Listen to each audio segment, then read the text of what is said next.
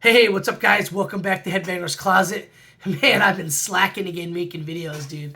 Uh, been, what, like 3 weeks since I did a video, but I'm really excited for this one. This is a video I've been wanting to do for quite a while. Haven't really talked about Ozzy a whole lot on this channel, but I love Ozzy. Excuse me, his solo work more than Black Sabbath, although I do love Black Sabbath. But I grew up with Ozzy. My first record, Blizzard of Oz, came out in '81. I was like 6 or 7, and I just grew up with him. MTV, kind of was raised by MTV, being a latchkey kid coming home from school, letting myself in the house. My mom was working. I just put on MTV, and of course, you had all the videos. And then, you had to have Dial MTV and Total Request Live. Came way later with all that bullshit. But you guys know what I'm talking about if you're old enough. MTV in the '80s was awesome. So much great metal and rock. They were playing every day, all day. Didn't matter what time you tuned in. It was basically like your Headbanger's paradise. Didn't even have to watch the Headbangers Ball in the middle of the night to get awesome metal videos on MTV. And that's what I did. So when this first record came out, I thought it was awesome. I grew up listening to it on the radio in southeast Massachusetts. It's 107.3 WAAF in Boston, 94 HJY in Providence. Always played the hits from all of his records. Blizzard of Oz was the big one that they played pretty much every song on the record quite often. But like I said, grew up with him. Elementary school, junior high, high school. Still remember driving around. That No More Tears record that came out in '91 was one of the CDs we'd play driving around the backcountry roads in North Attleboro, Massachusetts. Then when they did the Ozfest, I started going to see them. And pretty much a complete decade every year I went to the Ozfest. Saw so many great bands, both stages, discovered so many great bands because of that festival. And of course, Ozzy headlining the festival. A few times, if I'm not mistaken, he would do a solo set and then a Black Sabbath set as well. I'll just kind of show you guys some of the stuff I have here. Don't really have them in order too well, but I've got Ozfest '97 at the Great Woods Amphitheater in Mansfield, Mass. Ozfest '98, Great Woods, Mansfield, Mass. Then, of course, it's always Great Woods to me, but they changed him to the Tweeter Center. His Ozfest '99, Ozfest 2000 at the Tweeter Center in Mansfield. There's a handful more. So his 2001, again, Tweeter Center, Mansfield, Mass. Came every summer, loved it. A couple times they did two days there. Here's another one, Mansfield, Mass. This is 2002. 2003, again, Tweeter Center, Mansfield, Mass. And then I moved to Georgia, and I saw him in Atlanta a couple times. I don't have the ticket stubs. This is the last one I have. It's like a photocopy that I cut out as it was printed out, the tickets. That was kind of around the time you could print them out, bring the whole piece of paper, which I hated. But, in Atlanta, they played a few years. I went and saw them. Then there was a rumor that Sharon had an issue with the promoters in Atlanta, so she didn't want to come bring Ozfest back. So the last one, I had to go to Nashville, Tennessee, the Starwood Amphitheater in 1995 to see him. And that one was one of my favorite. Got to see As I Lay Dying, Hatebreed, Bury Your Dead, all from like the rail, that first small stage right when the day started. Great bands. And then, of course, Ozzy was the highlight as he always was the highlight. We saw a lot of great bands. That was Shadows Fall was at that one. But like I said, love Ozzy. Always loved seeing him play the Ozfest because he was one of my all-time favorite artists. So for this video, I want to talk about my favorite Ozzy solo records, which are the first 6. I've got everything else on CD, but I just want to focus on the first 6 Ozzy solo records because those, come on, let's face it, those are the best ones, right? So I'm going to do a rank, like, least favorite to favorite, just like the other rankings I've ever done. It's like splitting hairs, man. All these albums are phenomenal. I love every single one of them, but somebody's got to finish last, right? So coming in number 6 is The Ultimate Sin. Came out the 10th of February, 1986. Love the record. The song Ultimate Sin is arguably one of my top 2 favorite Ozzy songs of all time. But great record. Lightning Strikes is a cool tune. Killer of Giants is a really, really good underrated song. Thank God for the Bomb is another really great underrated song. Never, Shot in the Dark, huge hit, really cool video, seeing on MTV. And then Ultimate Sin, another really cool video. He's like the oil tycoon in Texas. Love the song. Then you got Secret Lover, Never Know Why, and Fool Like You. Great album. Like I said, one of them's got to finish last, and this is the one that's going to finish last. I just don't feel it's as strong as the other ones. Jakey Lee does a great job on guitar, but I don't feel like it's as strong. So I've got this version right here at Epic Records. Pretty cool version right there. No inner sleeve. It's just a generic record sleeve. So I bought this one a while back at a record store in Atlanta, and pretty good price. It's in pretty good condition. There's not any damage on it, but it just doesn't have the inner sleeve, so which kind of sucks. But yeah, pretty good copy. Nothing came with a plastic sleeve right there. So all right, next one we've got is Ozzy's No Rest for the Wicked. Came out September 28th, 1986. This is, I believe, the first one was Zakk Wylde. Great album, again, awesome. Really like Zakk's guitar. It's kind of heavier, weightier riffs. Got a little bit of a sore throat. Saw Metallica this past Sunday in Hollywood, Florida.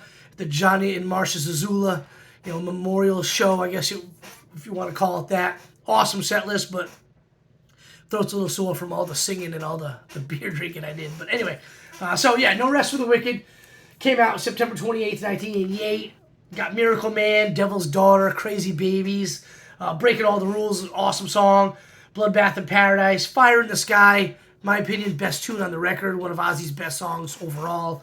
Then you get Tattooed Dancer and Demon Alcohol. Great album. It's not one of my go-tos, but every song on the record's great. Start singing along whenever you hear it. This one does have a little sleeve to it with the pictures. There's Zakk and Ozzy, and I don't really know who this guy is right there, but you get the lyrics to the tunes. Just a generic, like paper sleeve. And then this one is on CBS Associated Records. For some reason, when I hold up the record, the screen starts to look pretty grainy. Hopefully that doesn't make the video look like crap. So, next one is No More Tears. Again, with Zakk Wylde. This one came out September 17th, 1991. And this one, I talked about all the Ozzy records, grew up with them. This one in particular came out when I just started high school, and just remember all high school long just blasting this thing amongst other bands as well. Driving around the backcountry roads in North Attleboro, Mass. Listening to it on the radio, hanging out at people's house, just jamming this album. Love it. Every song is so good. Zakk's guitar work is phenomenal on this record. Awesome riffs.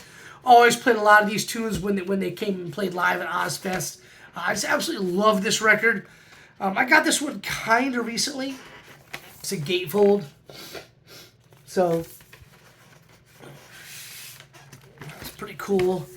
But yeah, I got Mr. Tinker Train, I Don't Want to Change the World, side one. And then you've got Mom, I'm Coming Home, flip it over to side two. And you've got Desire, No More Tears. Love the guitar solo, No More Tears, really, really cool. But that's actually one of my least favorite songs on the record. But still awesome too. Record number 2.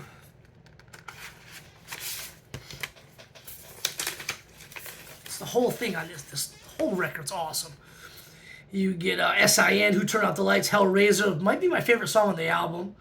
That will Desire. And then the Aftertime. And then you've got side 4. You got Zombie Stomp, which is cool.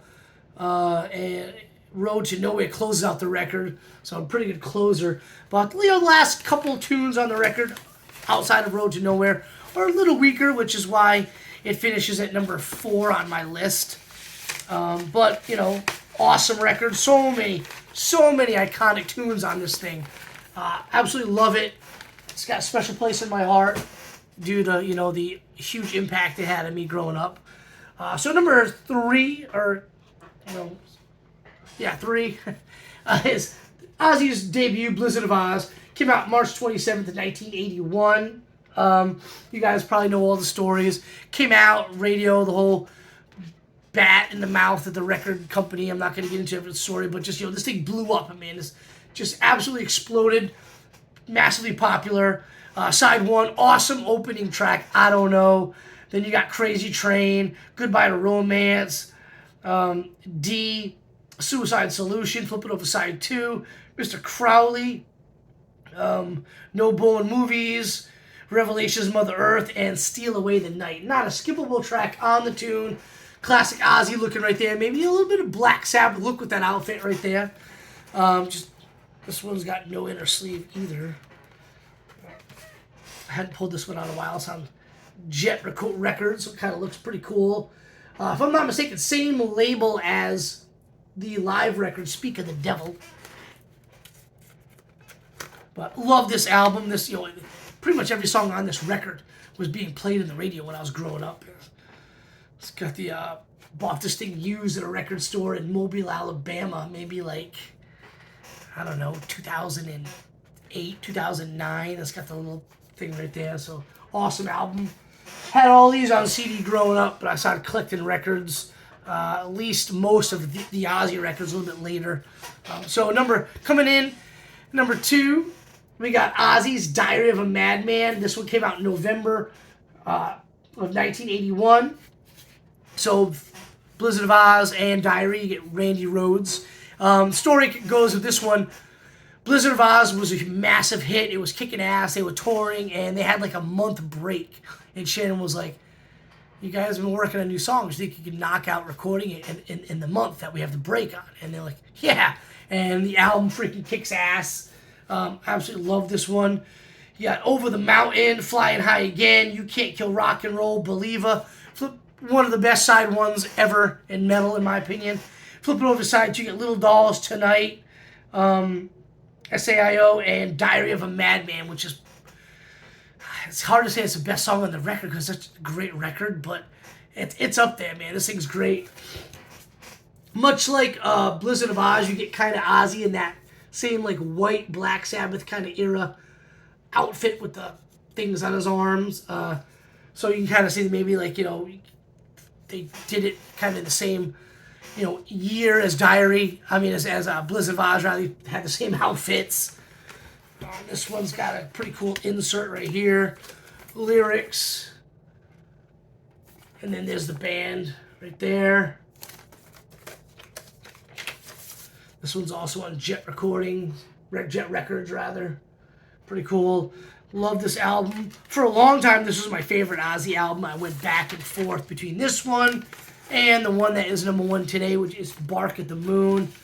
And kind of just, depending on the day you got me, one of those would be number 1, and flip-flop and all that stuff. So, number 1, kind of already let the cat out of the bag, is Bark at the Moon. Came out November 15th, 1983. So he's churning them out. As you can see, this copy is pretty worn. This was the first Ozzy record I ever had. I've had it in my collection for a really freaking long time. I didn't get it in 1983. I got it probably like 87, 88 maybe. But an awesome record.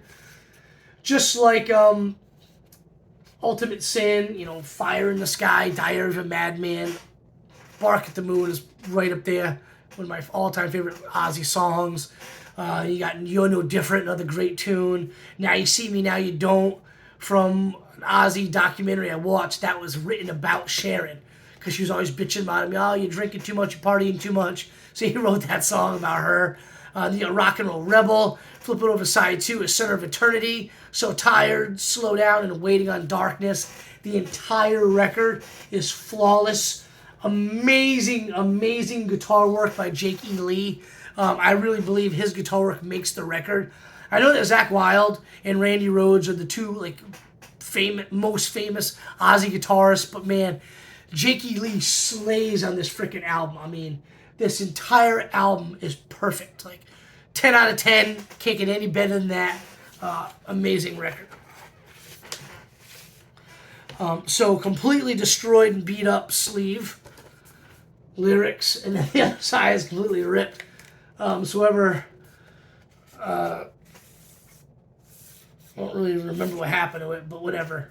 I bought this thing at Ann and Hope in Cumberland, Rhode Island, and maybe it was used. Hell, I don't remember. I was getting $5 a week for doing chores for my mom, and I'd save up for like a month and to be able to buy 2 records. So it was probably used or something. But anyway, another one on like CBS Records right here. But I freaking love this album, man. Out of all the Ozzy records, I obviously listen to this one the most. I mean, just every time any one of these songs come on, like my old school metal, Spotify shuffle playlist, I'm always just jamming out to it, banging my head, driving maybe just an extra 5 to 10 miles faster. If I'm in the car and one of these tunes comes on, I absolutely love all these songs on this record. Favorite Ozzy record right here. All of them are pretty close. They're all near and dear to my heart. I want to know what you guys think about them in the comments down below. Where do you rank the first 6 Ozzy records? Which one's your favorite and why? Leave me a comment down below. I'd love to talk about it with you guys. Hit that like and subscribe button if you don't mind. I really, really appreciate that. And it came to my attention today that my last couple videos, the comments were turned off, and I didn't turn them off. I've uploaded videos like I've always done, but I kind of figured it out after like 15, 20 minutes of trying to figure it out and fix it. It was because on the last couple of videos, I said it was okay for children. And I don't cuss too much on this channel, but I wouldn't think it's showing heavy metal records in my collection. I really wouldn't think it's okay too much for children, but hey, that's why I knocked the comments down, so they're back up. Leave me a comment below. Really appreciate it. And like I said, hit the like and subscribe. Go find me on Instagram. I just posted some photos of the Metallica show the other night on there. And I do my best to follow everybody back. If I don't, just send me a message and be like, hey, man, give me a follow back. I'll do it every time. I think I'm pretty cool about that. But anyway, hope you guys liked the video. Really looking forward to hearing what you guys think about Ozzy's solo records, the first 6, and how you rank them.